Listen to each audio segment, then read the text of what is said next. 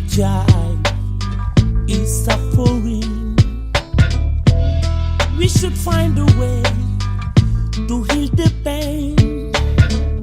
With everything we've heard and all we've seen, let's cement the ground on which we are frozen in. Don't walk away from it. If we do, we'll pay for it.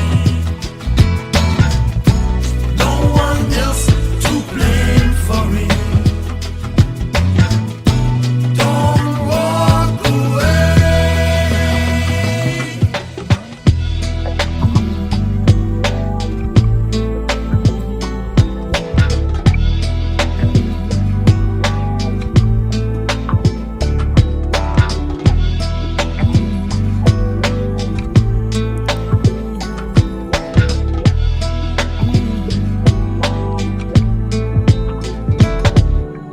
Constant divide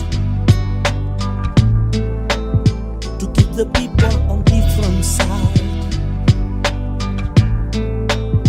Confrontation and all the lies.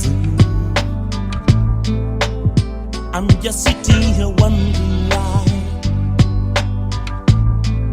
Why don't we talk about